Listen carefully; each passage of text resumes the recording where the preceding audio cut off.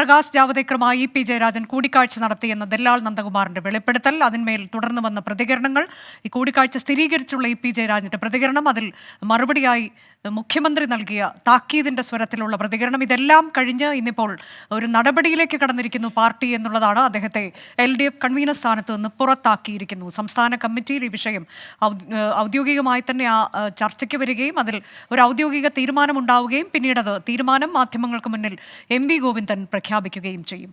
ഇപ്പോൾ NM Pearson telephone ലൈനിലുണ്ട്. Shri NM Pearson, ഇത് ഏറ്റവും പ്രധാനം, ഇതിനു മുൻപ് നമുക്കൊക്കെ അറിയാം പി ജയരാജൻ പല ഘട്ടങ്ങളിലും വിവാദത്തിൽ അകപ്പെട്ടിട്ടുണ്ട്, നടപടി നേരിട്ടിട്ടുണ്ട്. പക്ഷേ ഈ തവണ വന്ന വിവാദം എന്നുള്ളത് അത് കുറച്ചുകൂടി ഗൗരവത്തിലുള്ളതാണ്. കാരണം BJPയുമായി ഒരു ബന്ധം എന്ന തരത്തിലേക്കുള്ള ആരോപണം, അത് സ്ഥിരീകരിച്ചുകൊണ്ടുള്ള പ്രതികരണങ്ങൾ വരുന്നു. അദ്ദേഹം തന്നെ അത് സ്ഥിരീകരിക്കുകയും ചെയ്യുമ്പോൾ അത് അത്ര ലഘുവായി കാണേണ്ടതല്ല എന്നുള്ളത്. ഒരല്പം വൈകിയോ പാർട്ടി ഇങ്ങനെ ഒരു തീരുമാനത്തിലേക്ക് പോകാൻ? അല്ല, പല കാര്യങ്ങളിലും പാർട്ടി വളരെ വൈകിയാണ് യാത്ര ചെയ്യുന്നതെന്നാണ് നമുക്ക് പൊതുവെ തോന്നുന്നത്. കാരണം പല വിഷയങ്ങളിലും ഇടതുപക്ഷം എടുക്കേണ്ട നിലപാടുകൾ വൈകി മാത്രം തിരിച്ചറിയുന്ന ഒരു സ്ഥിതിയിലേക്ക് പാർട്ടിയുടെ ഒരു പ്രത്യയശാസ്ത്ര ബോധം അല്ലെങ്കിൽ അതിന്റെ പ്രത്യയശാസ്ത്ര നേതൃത്വം പരാജയപ്പെട്ടു കഴിഞ്ഞിരിക്കുന്നു എന്നാണ് എനിക്ക് തോന്നുന്നത്. അതുകൊണ്ടാണ് ഇത് വളരെ ഗൗരവമുള്ള സാധാരണക്കാരായിട്ടുള്ള ആളുകൾക്ക് വരെ കൃത്യമായിട്ട് തിരിച്ചറിയാൻ പറ്റുന്ന ഒരു വിഷയത്തിൽ നേതൃത്വത്തിന് എന്തുകൊണ്ട് അത് തിരിച്ചറിയാൻ പറ്റുന്നില്ല, എന്തുകൊണ്ട് കൃത്യമായിട്ടുള്ള നടപടി എടുക്കാൻ പറ്റുന്നില്ല എന്നുള്ളത് പാർട്ടിയുടെ സാധാരണ അണികൾ ചോദിക്കുന്ന ഒരു ചോദ്യമാണ്. ആ ചോദ്യം അണികളെ കൊണ്ട് ചോദിപ്പിക്കുന്നതിന് എത്രയോ മുമ്പ് തന്നെയാണ് നേതൃത്വം അത് ചോദിക്കുകയും അതിന് ഉത്തരം കണ്ടെത്തേണ്ടതും ചെയ്യുന്നത്. അങ്ങനെ ആയിരുന്നെങ്കിൽ വളരെ നേരത്തെ തന്നെ ഇപിക്കെതിരെ നടപടിയെടുക്കുകയും ഇപിയെ മാറ്റി നിർത്തുകയും പകരം ഈ ഇടതുപക്ഷ ജനാധിപത്യ മുന്നണി എന്ന് പറയുന്ന സംവിധാനത്തിനെ കോർഡിനേറ്റ് ചെയ്യാനായിട്ട് കെൽപ്പുള്ള ഒരാൾ തീർച്ചയായിട്ടും ഉണ്ടാകേണ്ടതാണ്. പക്ഷെ അത് കുറെ കാലമായിട്ട് ഇല്ല. ഇടതുപക്ഷ ജനാധിപത്യ മുന്നണി എന്ന് പറയുന്ന ഒരു സംവിധാനം പ്രവർത്തിക്കുന്നുണ്ടോ എന്ന് ചോദിച്ചാൽ ഇല്ല എന്നാണ് അതിൽ പങ്കെടുക്കുന്ന എല്ലാ ആളുകളും, എന്ന് വെച്ചാൽ എല്ലാ ഘടകകക്ഷികളും പറയുന്ന ഒരു കാര്യമാണ്. മാത്രമല്ല നമുക്കെല്ലാം വളരെ വ്യക്തമായിട്ട് അറിയാവുന്ന ഒരു കാര്യമാണ്, അങ്ങനത്തെ ഒരു സംവിധാനം പ്രവർത്തിക്കുന്നില്ല. പ്രവർത്തിക്കാത്ത ഒരു ഇടതുപക്ഷ ജനാധിപത്യ മുന്നണിയുടെ കൺവീനർ എന്ന നിലക്ക് തന്നെയാണ് ഇപി പ്രവർത്തിച്ചിരുന്നത്. ഇപിക്ക് ഇഷ്ടമുള്ള കാര്യങ്ങൾ ഇപി ചെയ്യുന്നു. അത് ചിലപ്പോൾ പാർട്ടിക്ക് വിരുദ്ധമായി തീരും, ചിലപ്പോൾ പാർട്ടിക്ക് പറ്റിയതായിരിക്കും. പക്ഷേ പാർട്ടിയുടെ കൃത്യമായിട്ടുള്ള സ്റ്റാൻഡ് അവതരിപ്പിക്കാനും അത് മുന്നോട്ട് കൊണ്ടുപോകാനുമുള്ള കെൽപ്പ് ഇപിക്കില്ല എന്ന് പല ഘട്ടങ്ങളിലും ഇപി തെളിയിച്ചാണ്. പക്ഷേ അതൊന്നും മനസ്സിലാക്കാനോ അതിനനുസരിച്ച് നടപടിയെടുക്കാനോ ഉള്ള ഷാർപ്പ്നെസ് CPM നേതൃത്വത്തിന് നഷ്ടപ്പെട്ടു എന്നുള്ളതാണ് നമ്മളിപ്പോൾ കാണുന്ന കാര്യം. പക്ഷെ അപ്പോഴും നമുക്കറിയാം ശ്രീ NM പിയേഴ്സൺ, പല ഘട്ടങ്ങളിലും അദ്ദേഹത്തിനെതിരെ വിമർശനം ഉയർന്നു വരുമ്പോഴൊക്കെ അദ്ദേഹത്തിന് സംരക്ഷണ കവചം ഒരുക്കിയിട്ടുള്ളത് ആരാണ് എന്നുള്ളത്, ആ സംരക്ഷണ കവചം ഇപ്പോഴില്ല, ഇനിയില്ല എന്നുള്ളത് കൂടി ഒരു വലിയ കാര്യമായി നമ്മൾ കാണേണ്ടതല്ലേ? ഈ വിഷയത്തിൽ പ്രത്യേകിച്ച് ഇനി സംരക്ഷണ കവചം ഇല്ല എന്നുള്ളത് കൂടി അത് എത്രത്തോളം പ്രധാനപ്പെട്ടതാണ്? അതെ, ഈ യഥാർത്ഥത്തിൽ സംരക്ഷണ കവചം എന്ന് പറയുന്നത് തന്നെയാണ് ഈ പാർട്ടിയെ ഇത്തരത്തിൽ കുഴപ്പത്തിലാക്കിയിരിക്കുന്നത്. കാരണം പാർട്ടിക്ക് വിരുദ്ധമായിട്ടുള്ള രീതിയിലോ പാർട്ടിയുടെ നിലപാടുകൾക്ക് വിരുദ്ധമായിട്ടുള്ള രീതിയിലോ ആര് പ്രവർത്തിച്ചാലും മുഖം നോക്കാതെ അവർക്കെതിരെ നടപടിയെടുക്കുകയോ അവരെ പറഞ്ഞ് മനസ്സിലാക്കുക ചെയ്യുന്നൊരു സമീപനമാണ് ഇടതുപക്ഷത്തിന് മുൻപുണ്ടായിരുന്നത്. അത് നഷ്ടപ്പെട്ടു കഴിഞ്ഞിരിക്കുന്നു. ആ നഷ്ടപ്പെട്ട് കഴിഞ്ഞത് ഈ പ്രത്യേക തരത്തിലുള്ള സംരക്ഷണ കവചത്തിന്റെ അടിത്തറയിലാണ് എന്നുള്ളതാണ്. അത് ഇങ്ങനെ പറഞ്ഞു പാകപ്പെടുത്തേണ്ട ഒരു ആവശ്യമുണ്ട്. ആ പാകപ്പെടുത്തലാണ് യഥാർത്ഥത്തിൽ ഇതിനിടയ്ക്ക് നടന്നിരിക്കുന്നതെന്നാണ് ഞാൻ മനസ്സിലാക്കുന്നത്. കാരണം ഇത് പലതരത്തിലുള്ള ഇടപാടുകളുടെയും പശ്ചാത്തലത്തിൽ ഉള്ള ഈ സംരക്ഷണ കവചമാണ്. ആ സംരക്ഷണ കവചം പെട്ടെന്ന് തീരുമാനമെടുത്താൽ അപകടത്തിലാകും എന്നുള്ളതിന്റെ പേരിൽ ഇപിയുമായിട്ട് ഒരുപാട് ഇടപാടുകളോ സംഭാഷണങ്ങളോ ഒക്കെ നടത്തിയതിന് ശേഷമായിരിക്കാം ഇപ്പോൾ അവസാനം രക്ഷയില്ല മോനെ നിന്നെ ഞങ്ങൾ വിടുന്നു എന്ന് പറയുന്ന സ്ഥിതിയിലേക്ക് കാര്യങ്ങൾ എത്തിയതെന്നാണ് ഞാൻ മനസ്സിലാക്കുന്നത്. അവിടെയും ഒരു സംരക്ഷണം ഉണ്ട്, പാർട്ടിക്ക് പരിക്കില്ലാത്ത രീതിയിൽ അല്ലെങ്കിൽ പാർട്ടിയുടെ നേതൃത്വത്തിന് പരിക്കില്ലാത്ത രീതിയിൽ അല്ലെങ്കിൽ സംരക്ഷണ കവചം ഒരുക്കുന്ന സംവിധാനത്തിന് പരിക്കില്ലാത്ത രീതിയിൽ ഇപിയെ പുറത്തു നിർത്തുക എന്ന് പറയുന്ന ഒരു പാകപ്പെടലിന്റെ ഒരു കാലമായിരുന്നു ഈ കാലയളവ് എന്നാണ് ഞാൻ കരുതുന്നത്. അതൊക്കെ തന്നെ മോശമായ കാര്യങ്ങളാണ്. പക്ഷേ അതല്ലാതെ അതിനപ്പുറത്തേക്ക് കാര്യങ്ങളെ കൊണ്ടുപോകാനായിട്ട് പറ്റുന്ന തരത്തിലല്ല പാർട്ടിയുടെ സംവിധാനം പ്രവർത്തിക്കുന്നത്. അതാണ് പ്രധാനം. യഥാർത്ഥത്തിൽ ശ്രീ NM പിയേഴ്സൺ, ഇത് LDF കൺവീനർ സ്ഥാനത്ത് നിന്ന് മാറ്റി എന്നുള്ളതിനപ്പുറത്തേക്കൊരു നടപടിയിലേക്ക് പാർട്ടി കടക്കേണ്ടതല്ലേ? പ്രത്യേകിച്ച് ഇത് BJP ബാന്ധവം എന്നുള്ള വിവാദമാണ് ഉയർന്നു വന്നത്. ആ കൂടിക്കാഴ്ച നടന്നിട്ടുണ്ട് എന്ന് അദ്ദേഹം തന്നെ സ്ഥിരീകരിക്കുന്നു. അദ്ദേഹം അതിന് നൽകുന്നത് മറ്റൊരു വ്യാഖ്യാനമാണ് എങ്കിൽ കൂടിയും.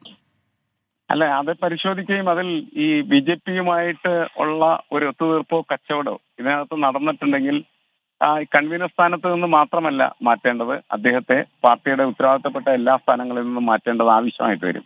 എങ്കിൽ മാത്രമേ പാർട്ടിക്കൊപ്പം നിൽക്കുന്നതായിട്ടുള്ള അണികളുടെ വിശ്വാസം പാർട്ടിക്ക് നേടിയെടുക്കാനായിട്ട് കഴിയുള്ളൂ. പക്ഷേ അത് അങ്ങനെ പൂർണ്ണമായിട്ട് നടന്നിട്ടുണ്ട് എന്നുള്ള കാര്യത്തിൽ അന്വേഷണം നടത്തേണ്ടതും തിരിച്ചറിയേണ്ടതും ഒക്കെ പാർട്ടി തന്നെയാണ്.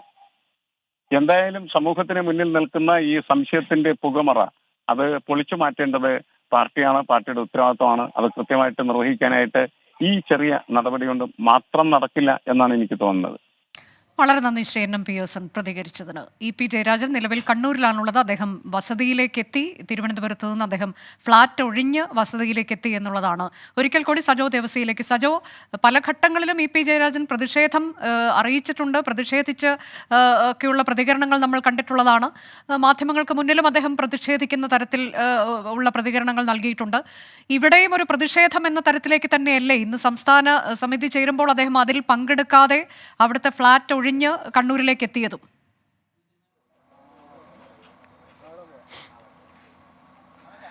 അനുജ, ഇനി ഇ പിയുടെ അമർഷത്തെ പരിഗണിക്കേണ്ടതില്ല എന്നൊരു നിലയിലേക്ക് പാർട്ടി എത്തിച്ചേർന്നിരിക്കുന്നു എന്നത് തന്നെയാണ് ഈ നടപടി വെളിവാക്കുന്നത്. അതിൻ്റെ അതൃപ്തിയും നീരസവും ഒക്കെ അദ്ദേഹത്തിൻ്റെ വാക്കുകളിലും ഇന്ന് അദ്ദേഹം വീട്ടിലേക്ക് എത്തിയപ്പോഴും ഒക്കെ അദ്ദേഹത്തിൻ്റെ ശരീരഭാഷയിലും പ്രകടമായിരുന്നു. അതായത് ഈ പാർട്ടി LDF കൺവീനർ പദവിയിൽ നിന്ന് മാത്രമല്ല യഥാർത്ഥത്തിൽ ഇ പി പുറത്താകുന്നത്, പാർട്ടിയിലെ അധികാര ചേരിയിൽ അല്ലെങ്കിൽ അധികാര കേന്ദ്രത്തിൽ നിന്നുകൂടിയാണ്. അത് കുറച്ചു കാലമായി അദ്ദേഹത്തിന് അത്തരം അംഗീകാരങ്ങൾ ലഭ്യമാകുന്നില്ല എന്ന അമർഷം അദ്ദേഹം പല ഘട്ടങ്ങളിൽ പ്രകടിപ്പിച്ചതാണ്.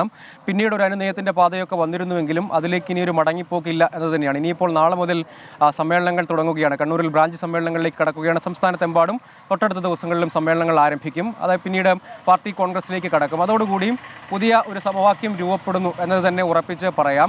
പിണറായി വിജയൻ കണ്ണൂർ പാർട്ടി CPM-നെ എക്കാലത്തും നിയന്ത്രിച്ചിരുന്ന കണ്ണൂർ പാർട്ടിയിൽ പിണറായി വിജയന് പിന്നിൽ MV ഗോവിന്ദനോട് പ്രധാനപ്പെട്ട അധികാര കേന്ദ്രമാകുന്നു. പിന്നീട് വളരെ അപ്രതീക്ഷിതമായ നീക്കത്തിലൂടെ സംസ്ഥാന കമ്മിറ്റിയിലെത്തിയ P ശശിയും ഒരു പ്രധാനപ്പെട്ട അധികാര കേന്ദ്രമായി മാറിയേക്കും എന്നതിൻ്റെ സൂചനകളായി തന്നെ കണക്കാക്കേണ്ടി വരും. അങ്ങനെ വരുമ്പോൾ ഇതുവരെ ഉണ്ടായിരുന്ന സമവാക്യം മാറുന്നു. ഇ പി ഏതായാലും അനഭിമതനാകുന്നു ഔദ്യോഗിക പാർട്ടിക്ക് എന്ന കാര്യം ഉറപ്പാണ്.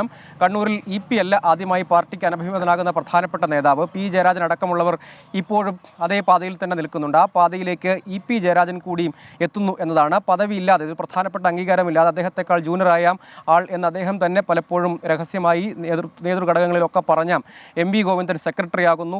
പോളിറ്റ് ബ്യൂറോ അംഗത്വം അദ്ദേഹത്തിനില്ല. അങ്ങനെ പ്രധാനപ്പെട്ട പദവികൾ, സ്ഥാനങ്ങൾ, അംഗീകാരങ്ങളൊക്കെ പാർട്ടിയിൽ നിന്ന് അദ്ദേഹം പ്രതീക്ഷിച്ചിരുന്നതുപോലെ ലഭ്യമായില്ല എന്നത് ഉറപ്പാണ്. ഒപ്പം ഒരു അച്ചടക്ക നടപടിയുടെ ഭാഗമായി പോലെ അല്ലെങ്കിൽ ആ നിലയ്ക്കുള്ള ഒരു പ്രതികരണമായിരിക്കില്ല സംസ്ഥാന സെക്രട്ടറി പറയുന്നത്. പക്ഷേ അദ്ദേഹം ആഗ്രഹിക്കാത്ത നിലയിലുള്ളൊരു നടപടിയായി അദ്ദേഹം LDF കൺവീനർ സ്ഥാനത്ത് നിന്നുകൂടി പുറത്താകുന്നു. ഇനി ഇപ്പോൾ അദ്ദേഹത്തിന് പാർട്ടിയിൽ സ്വാഭാവികമായും അദ്ദേഹം എന്തെങ്കിലും നിലയ്ക്ക് കടുത്ത പരസ്യ പ്രതിഷേധങ്ങളിലേക്കൊന്നും പോകും എന്ന് ഈ ഘട്ടത്തിൽ അനുമാനിക്കാൻ കഴിയുകയില്ല. പക്ഷേ പല ഘട്ടങ്ങളിലായി നേതൃത്വം അദ്ദേഹത്തെ ഏതാണ്ട് നേതൃപദവികളിൽ നിന്ന്, ചുമതലകളിൽ നിന്ന്, സംസ്ഥാന സെൻറ്റർ കേന്ദ്രീകരിച്ച് പ്രവർത്തിക്കുന്നതിൽ നിന്ന് തന്നെ അദ്ദേഹം ഏറെക്കാലം വിട്ടുനിന്നിരുന്നു എന്നത് ശ്രദ്ധേയമായ ഒരു കാര്യമായി എടുത്തു പറയണം. പലതവണയായും അദ്ദേഹത്തെ പലപ്പോഴും പാർട്ടി പല പൊല്ലാപ്പുകളും പാർട്ടിക്ക് അദ്ദേഹം സൃഷ്ടിച്ചിരുന്നു. പക്ഷേ അത് മാത്രമല്ല, അങ്ങനെ പലതരം സമവാക്യങ്ങളുടെ ആകെ തുടർച്ച, അതിൻ്റെ ഒരു ഫലപ്രാപ്തിയാണ് യഥാർത്ഥത്തിൽ നടപടിയിലേക്ക് എത്തിയിരിക്കുന്നത്. ഏറ്റവും ഒടുവിൽ അതിൻ്റെ കാരണമായി വർത്തിച്ചത് ഈ പ്രകാശ് ജാവദേക്കറുമായുള്ള കൂടിക്കാഴ്ച സംബന്ധിച്ച് അദ്ദേഹം തിരഞ്ഞെടുപ്പ് ദിനത്തിൽ തുറന്നു പറഞ്ഞതാണെങ്കിൽ കൂടിയും നാളുകളായി തുടരുന്ന അതൃപ്തി അദ്ദേഹം പ്രകടിപ്പിച്ചിട്ടുള്ള, പലപ്പോഴും പാർട്ടിയെ പ്രതിസന്ധിയിലാക്കിയതൊക്കെ പരിഗണിച്ച് അവസാനം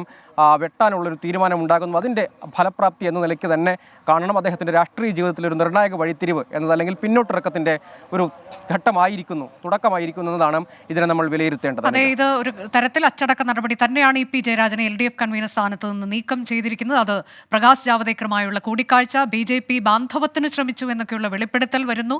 ഇതിൻ്റെയൊക്കെ പരിണിത ഫലം എന്ന തരത്തിലേക്കാണ് ഇ പി ജയരാജനെ LDF കൺവീനർ സ്ഥാനത്ത് നിന്ന് നീക്കിയിട്ടുള്ളത്.